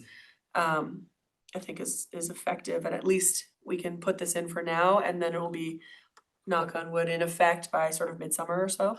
And it'll be, anyway, process wise. And then we'll go from there. Good job. Trucking. Trucking centric commercial. Trucking centric commercial did not have a scale. We think it should have a scale. So we have proposed a scale of under 100,000 square feet, 100 to 2,000, and over 200,000 square feet. As in my memo, FedEx is about 144,000 square feet. The proposal in Essex for Amazon was about 100,000 square feet. But that was only because it was supposed to be a way stop, really. It wasn't one of their big facilities. So that one was gonna be smaller than our FedEx. Yeah. Interesting. Oh, really? Part of the problem in That was gonna be Essex much was that it bigger. was down kind of a funny road. There No. was a lot of road access questions. How big did you say FedEx? 145,000 square feet. You don't see it because it's I think- kind of. I think that's also the weird one though, because it was gonna be, instead of a few big FedEx trucks, there's gonna be a ton of small delivery vehicles, and Amazon wouldn't say how many small delivery That's vehicles as true. part of it. Yeah, so the Essex thing is a whole nother It was thing. a lot, but yeah. We felt that when it didn't have a scale, you could hypothetically, not that we have the space for it, but do, if you drive through parts of Pennsylvania, New Jersey, the Toronto area in Canada, et cetera, you see what has to be 1 million square feet with Oh, all the way down to Florida. with on either 50 sides of the 50 interstate. trucking bays and et And cetera, et cetera. and the FedEx that does exist in South Burlington is geographically located in one of the only places in South Burlington that something would be even remotely appropriate for that size, where Yeah. it's sort of as close to an interstate access as it could. So even repeating that building Yeah. anywhere else in our city would have a much more substantial impact. Yeah, so this, so that's why this is a medium, which is the effective equivalent of the FedEx, is only allowed in mixed IC in the draft. And then a small would be allowed in more of our commercial, areas. That can sort of come or go. Just a quick question. Yeah, Air, is that just the airport? yeah, effectively. But we wouldn't allow medium there. No. It's the airport, like the whole airport. The land around, and my logic there is the land around the airport is limited. And it's sort of built the way it's going to be built. And that scale of building is a quite large use of that area around the airport. The C1 air, I don't have it allowed in. That's a very small. That's a zone very district, small zoning district. Few So it's, office buildings. yeah, there's not really space there, but it's sort of in that area. Mixed IC does cross Williston Road in the airport area. It's just not right on the tarmac. So one thing for you to chew on is calibrating the size to not be bigger than the current one. Yeah, If you felt like you wanted to dial back mhm. or up from there, that would be fine. I have a question for the commercial parks or the industrial parks. Do they have any limitations on how large a building can be built in their park or whatever we call it? By their Like own going rules or on by our Yeah, rules? by their own rules. And then perhaps by our rule. I guess these would be our rules. Not that I'm aware of by their rules. I know that, for example, Tech Park had originally laid out some smaller quote unquote lots. And in order to create both FedEx and OnLogic, they consolidated. I think FedEx was previously 3 lots Uh-huh. that they consolidated in order to do that. So they might have had a vision of something a little bit smaller scale 20 years ago, but Uh-huh. they, Okay. But this would impact their future decisions in terms of what could be built within their park. depending on the scale that you put in, yeah. Mhm. I don't know that I don't foresee something bigger than what we've already seen go in, given the land area available. Probably not, Um, unless they bought the whole thing and knocked everything down. right, I mean, I guess there's a couple of parcels where that could exist.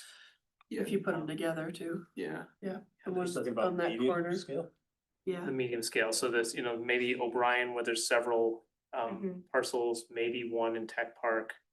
The one on those couple that are on it would be a funny shape, but the ones on the east side of Community Drive. So, I guess think on that number, and if you Yeah, if you wanna wanna give dial it. additional feedback, it's.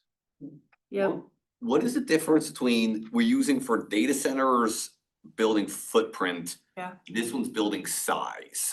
What is the difference between those? good question. Different days for Kelsey. Yeah, Well, so there is functionally a big difference, which is the data center doesn't really need parking. It doesn't necessarily generate a lot of trucks. mm-hmm. No, I think it's just meeting the term I used, footprint versus building size. Right. But you talked about how you intentionally used footprint Footprint for for data data center. so that they could go up. Yeah, but that's my question is, do we want to say, Right, but I'm saying, do we say, I think he's asking, do you say 100,000 square feet of GFA, gross floor area, which is on multiple floors? Or Yeah. if it's a trucking centric thing, it is more likely to be It footprint. is almost certainly gonna be one story if it's trucking. Right, so is it Yeah. more consistent to just say total footprint? Sure. Is that the question? yeah, I That's mean, easy. it's not impossible. Like, if they really wanna do it, you could put a conveyor belt in there and have a 2-layer warehouse. Like, it's Yeah. unlikely, but like, I guess I feel, I mean, even the FedEx one, it looks like the building is a very big chunk of their impervious surface there. Yeah. It's just a very big building. Yeah, I am happy to change that to footprint. Sometimes Monday morning, Kelsey doesn't talk to Friday afternoon. So, but this, Good. the large can be Nowhere. a third again, or as big as the FedEx, right? We don't Yes. allow it, so. But it's Yeah. not allowed anywhere. It's effectively saying a large is greater than 200,000 square feet and then putting it in the use table and not having any permissions anywhere is effectively prohibiting Oh, okay, anything over 200,000 square feet. okay, good. Yeah. More, it is removing a gray area and specifically saying it's not allowed. Correct. All right. We did that's that good. for years with adult uses. Still in there, I Oh, when think. it's in there and then it just has blanks. Yeah. Yeah. So Yes, it it sends a does. signal that yes, It's we still thought there. about it and we have made this proactively. It wasn't just somebody forgot to add another zero on it. Adult use Yeah. zeros is there. And then we allow cannabis dispensaries despite not permitting them, right, as well at the moment. That's a whole other Yeah. project. With the different, with the old cannabis system and the new cannabis system, there's still a lot of Yeah. stuff happening there, so that's a different problem.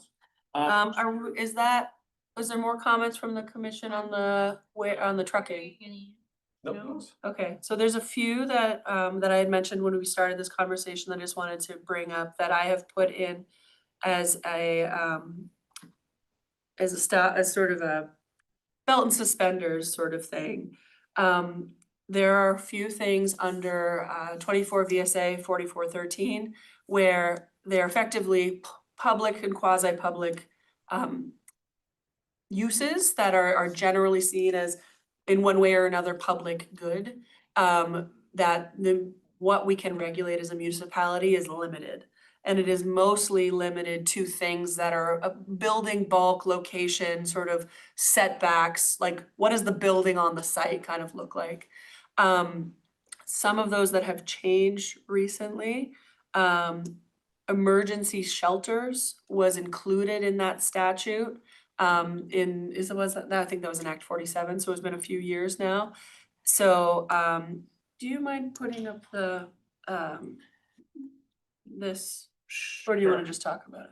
I think it would be easier just Yeah, to show. let's show it, but also we'll show it in your packet next time in case. Yeah. So don't feel like you need to No. be giving So- okay right on the fly. Is that One in of the working draft? It's the one, yeah. Not in the packet, it's in the working. Working the drawing, working. It is defined in state statute, so we would just refer to the state's definition and wouldn't have our own. Emergency shelters is not emergency like there's a flood, it's emergency like personal emergency, people who need temporary emergency shelter, just to be clear on that. One of the things that we can regulate under 4413, which unfortunately has no further explanation or case law, is location. So location could mean like you own a piece of property and we say it has to be set back from here and it has to be facing this direction, and it has to be fronting on the street or something. That could be one interpretation of location. Location could also mean in the municipality. So we can't prohibit most of these things, but saying it has to be in an area served by transit, or it has to be in an area that's residential or non-residential or whatever it is. So that's what we are proposing to do, and again, it'll be in your packet for next time, is specifically list emergency shelter, refer to the state statute for the definition, and then permit it in HSMU, C1LR, C1 Air, C1 Auto, and permit it in the transit overlay in C2. Effectively, those are our districts that are served by transit and are mixed use to commercial in general allowance, but not the fully commercial like the IO or the mixed IC. So that's a very small version of it, but the emergency shelters line and then that PTO. That would be South Burlington saying, we're addressing emergency shelters. State, you said we can only regulate certain things. This is what we're gonna put in as location in the municipality. I'm just backing up a hair. So this came up to us when we were looking at this question that you just said of like, we consolidated a lot of uses. And there's some specific ones. We went through each one. There's about 8 in statute. Yeah. Many of them we already cover, like municipal facility, educational facilities. Schools, yeah. We already cover them. Places of This worship. is a couple that were undefined and being undefined. Yep. Could open us up to being theoretically in every single zoning district, like, you know, In a the solid waste NRP. management facility in the NRP.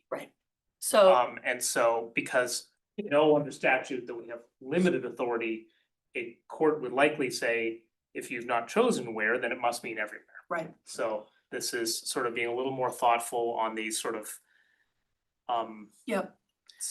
statutorily limited review subject areas. Yes. Can you explain more fully for me what you mean by Yes, emergency? I was gonna ask. Sure, is so- I mean, you said it wouldn't be a flood or something, Right, so I'm trying this to think, is- well, This if is you a have new stuff category flooded, you created by need a the place to state, and go. you can pull up the definition, but it is a long-term shelter for those experiencing emergency situations. So So not, it would be not the high unhoused, school in the event of a flood, Right. but Okay.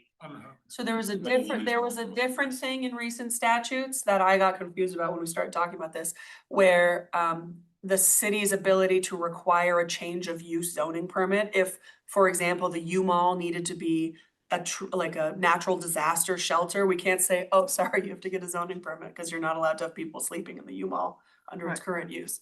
That's a different thing. Right. This is defined as any facility, the primary purpose of which is to provide a temporary shelter for the homeless in general or for specific populations of the homeless, and that does not require occupants to sign leases or occupancy agreements. So that. Yeah. Is clear, thank you. So in the past, we might have called this a homeless shelter. Yeah. But that's Yeah. maybe a new It is- word. I keep it straight in my head by calling it a personal emergency shelter. What about Like- That sounds like maybe for abandoned like women emergency cold weather. But I think Also that would fall, freezing that would be weather the or something like specific that. Yep. population. Or the other, Yeah. or heat. Extreme heat. My question is, so would a survivors of domestic violence shelter consider an emergency shelter? There are other, yes, but there are also other statutes that relate to some of the other domestic violence related things. And it can fall into other categories as well. Depending. But we're not prohibiting those in any way, I don't, like, yeah. just to be Yeah. clear. right, so one of the other categories that could Is- fall into is group home, and Group group home is protected under state law. Yeah. It And has a is specific. up to a certain scale is considered to be a single family use of property. Yeah. So there's different protections in different areas, so. Yeah. Okay, Yeah, thank you. So that was one of them, emergency shelters. There's two more, hazardous waste management facility and regional solid waste management facility. Those again are both defined in state statute. I don't have those right in front of me. We decided in our own recommendation that they are similar in sort of impact and use and traffic and other things, similar-ish enough to waste transfer stations. So that we could put them as in the same category and then conditional use in municipal and then conditional use in, I think that's IO. no, I see. I see. Is our current one on Patchen Road on municipal? That's- Because Yes. that's with the public works Yeah. area. Yeah. And I don't foresee either of these coming up, but as just when Kelsey and I were reviewing it, when the organics facility for Chittenden Solid Waste District moved from the Intervale to Williston, they did explore a number of sites.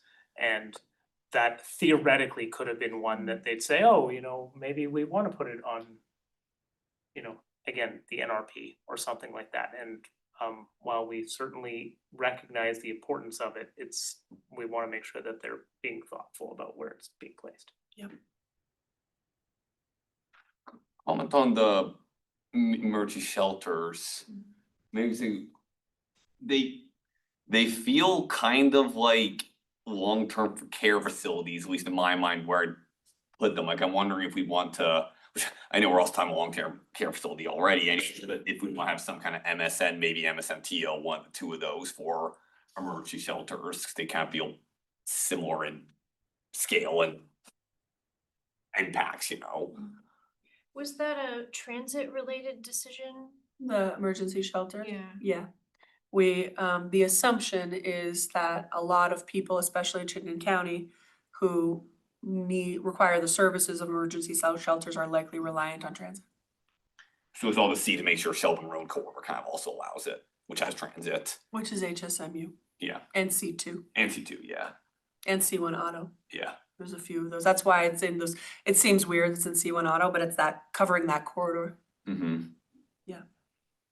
But I guess I was wondering, Yeah, we considered the MSN, and certainly if that's where the commission wants to go, that's fine. I think what's sort of tricky about the MSN is that in some areas, the MSN scale is sort of townhouse size, mhm. and in some, it's larger buildings. And something the limited authority to review is a pretty limited subset. So it says you can only review with respect to height, bulk, landscaping, parking, and only to the extent that it does not interfere with the intended functional use. So Yeah. even with all the things that the limited set of what we can regulate, it says, the statute basically says, if a use case is made, then they don't even have to follow that rule. So we wanna be a little bit protective of the scale issues. And I guess for me, the flip is actually that long-term care facility being allowed at all in MSN is with the motivation that people, it may not be the case, but there's some ability for people to stay in their neighborhoods as they sort of age into those facilities. So the MSN is generally closer to the LSN in many places as sort of a transitional district. So maybe allowing long-term care at an MSN scale, because there's height limits and everything else, allows people to move from their single-family home 2 streets away into that long-term care facility where there's not quite the same motivation for, I mean, people could be ending up in an emergency shelter from a LSN or MSN home, but it's a little bit different of I'm just flipping it around as like the reasons that we even extended the long-term care into the MSN was for that continuum of neighborhood life.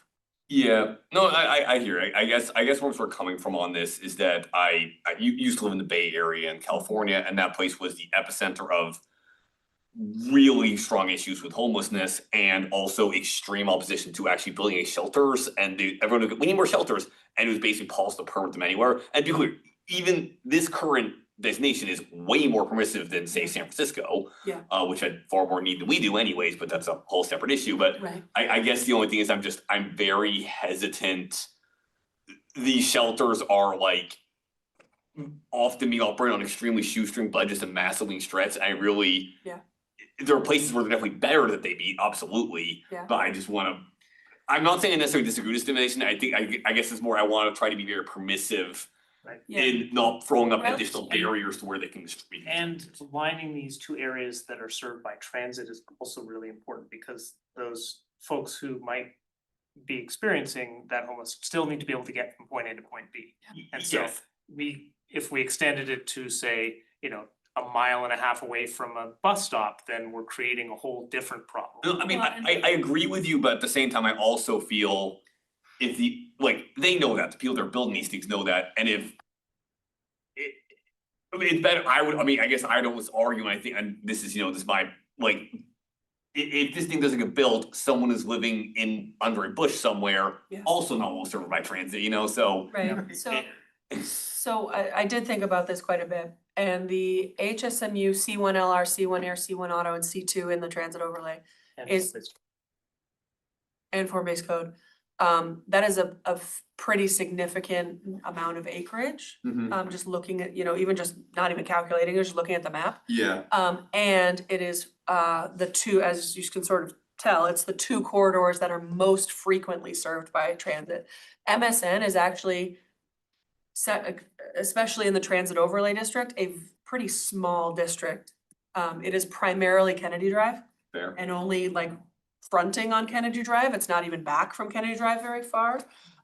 So it is a pretty small district compared to all the areas that we're allowing, so. Yeah. And then the frequency of transit on Kennedy Drive is different than on Williston Road or the Williston Road City Center area and the Shelburne Road area. So it just felt like it was just. Yeah.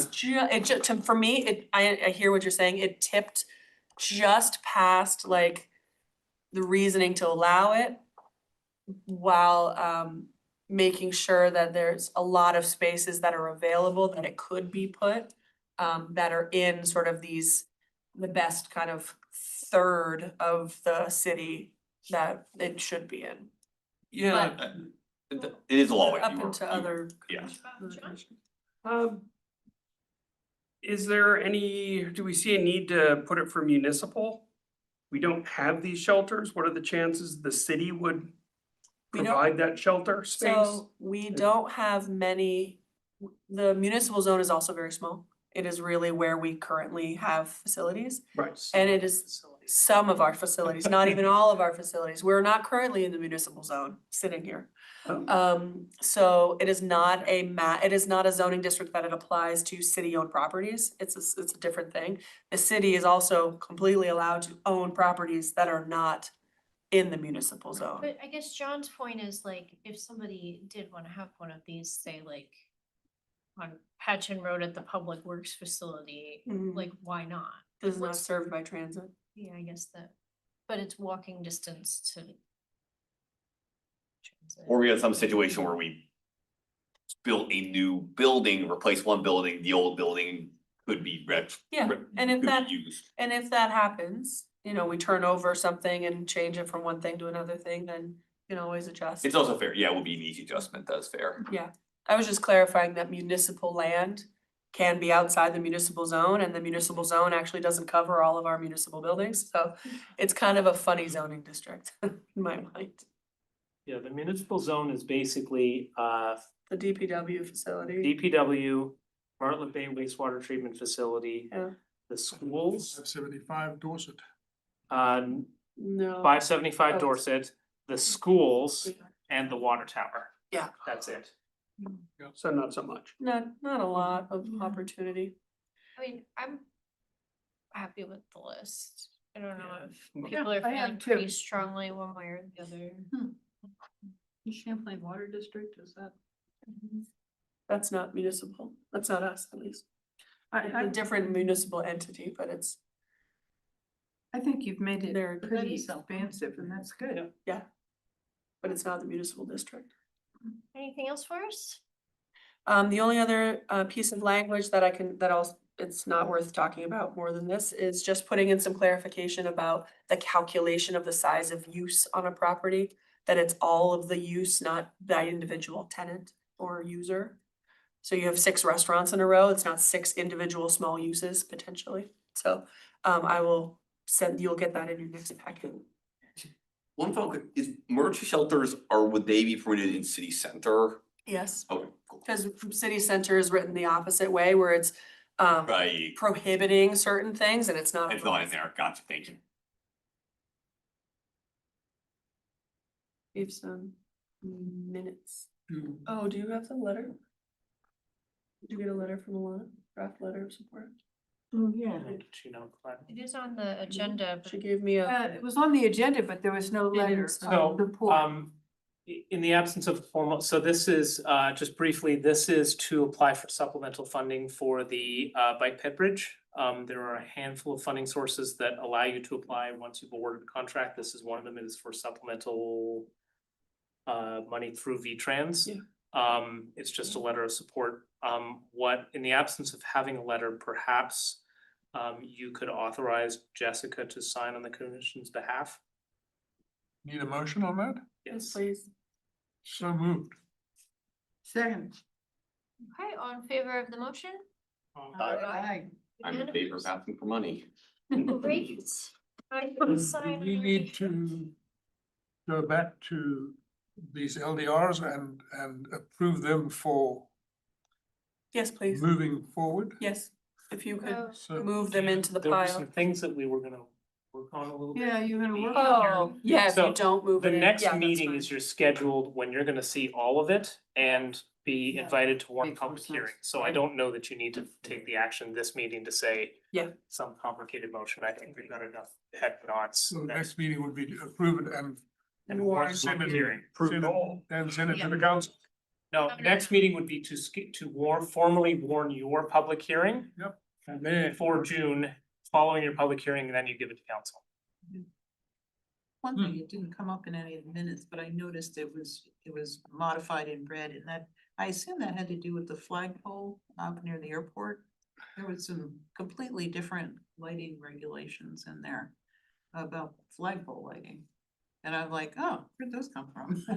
In the current regs, Yeah, It was, yeah, it was updated in red. yeah, you updated the flagpole, but that sounded like it was in neighborhoods, not at the airport. Well, the only, Anywhere. No, it's- there was an actual project, right? I'm the little, airport commission, I'm little, well aware of that. Yeah, I'm and aware that there's language, I am Yeah, not. those aware. are you- Yes. Wilson Road. Some it was in lumens and. yeah, and some of Those- the stuff was like, wow, that's a lot of lumens, you know? And I just wondered where the source of, that was my only question, what was the source of that information? Cause it was like, wow, I don't was know what you're surprised. talking I was about. surprised at how high the levels were. Is it new? Was it in red? No. So this has nothing to do with the substance of the regulations. This is the Article 13 thing where I said there were references to the old zoning districts, commercial 1, residential 4, all of those things. The only things that are changed in red are the names of the zoning districts. None of the substance of the rest of that was changed at all. So those. are So the that was regs. already in there? This is all this black text about lumens and flagpoles and things is all in there. The only, It's already there. that was all there. I didn't touch it. It was just, I was told. so subject area that we need to tackle when we do lighting. But that language, other than the change to the zoning districts, has been there since before I was here. Okay. Phew, I thought I was having a. Well, this is like the first time I've actually read through a lot of this stuff, and I'm like, oh, that, huh? and it was red. It's like, what flagpoles? I gotta go. Okay, so I I have a think problem we're with the, up it's to like, but it minutes. seemed different than what I thought it said. I'm sorry, who moved for the letter of support and who I seconded? think Michael. I moved. Michael and Helen. Helen. Thank you. Okay, so the minutes of April 14th, I've got something I think is wrong in there, and I don't know if they said it wrong or it's just wrong. Okay. So it says the Centennial District is preserved in perpetuity with the Vermont Land Trust. And the Centennial District on all the maps is like big, and it includes like the baseball diamond and a bunch of other stuff. So it's definitely not all conserved. There's a subset called the Centennial Woods Natural Area, which is a smaller area, which is the conserved area. Right, and I remember in the conversation that UVM was clear that it's Yeah. a central subset of it that is And, permanently. you know, I conserved. think one of the substantive, I know I wasn't here, but I did review it, but there are some land banks and facilities and things that are in the Centennial District. I just wanted to point that out because it makes a big difference, so. Any other comments on the minutes? Yeah, we were talking about, Wake Robin and the, you know, the property on Heinsberg Road. The hill property. Yeah, the hill property. I think it's just misleading, cause the paragraph where I said I was concerned about the amount of parking is required. Yes, that was the hill property I was referring to. But then it goes into buildings are also only 2 or 3 stories, which is not very, that was referring to Tilly Drive. And it's really not clear that that's what was referenced. So I'd just like to modify that. So buildings on Tilly Drive Okay. are Okay. only 2 or Yeah, 3 Page stories. 4 of the April 14th. Yeah. Thank you. Okay, other comments? I move to approve with the changes. Good. Okay, any other discussion? All in favor? Alright. Aye, unanimous. And then we have the April 28th. Anything on that one? Approved. Second. Okay, any discussion? All in favor? Aye. Okay, and do we have scheduling items to talk about or anything? Is anyone missing the next meeting on May 26th? This will be the whole pile of things and actually warning all the things that you have semi-formally advanced to a proverbial pile of stuff. If you could all be there, that would be a fantastic show of solidarity. No. We're also The day approving these after things we- with the changes and then here. Yeah, and there's, So far, okay, I'm missing one in June, the second one in June. I'll be here on 26th. I'll be here. I will be here on the 26th. okay.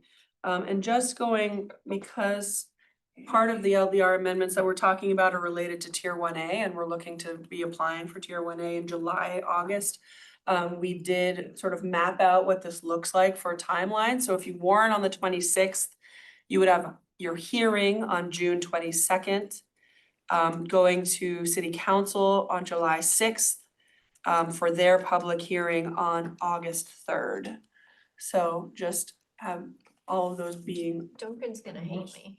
that he has to do the vote on the public, on I'm the on- warning. The hearing. June 23rd week, and I'm not back until the July 7th. So if both of those things you just mentioned.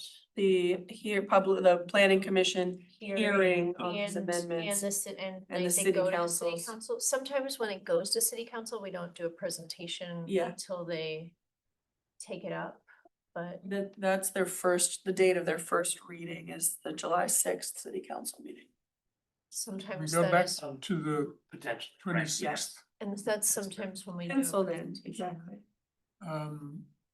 On the 26th, you said there's a public hearing at the commission? No, May 26th. May 26th, so the meeting in 2 weeks is when we'll bring you the whole pile back that you've been putting into a pile for the last 6 months or so. For you to formally move the whole thing forward to public hearing, and then we publish notice in the other paper, et cetera. And the planning commission public hearing will be on June 22nd. June 22nd. That's a Monday. And because we have, Third. we have a schedule. Okay. 21st, Sunday, by myself. So Tuesday the second 23rd, or was it the last Monday? Tuesday. Tuesday, the 23rd, 23rd. Our normal meeting on 20. Normal. Oh, no. And then what was the next date you gave? The next date would be when city council receives it at their meeting on July 6th. Penciled in. Penciled I've in. Not talked with anybody outside of this Again, room about. This is the shortest possible timeline. yeah. So July 6th. penciled in. Penciled in. Have not talked with That's council gonna be or the done city on manager July about it. Draft. I'm back July 7th. You are here on the 7th, because I don't think I'm gonna be here. on I the don't. 7th. Well, I won't be 7th is our here meeting. July This, it's the city council meeting on the 6th. Oh, no, we're. Penciled in. We're the 14th. Yeah, We are I'm the back on 14th and the 28th. I'll be here on July 14 and Okay. 20, Okay, great. yeah. Thanks, everybody. the only time. Thank you, Ryan. Recording stopped.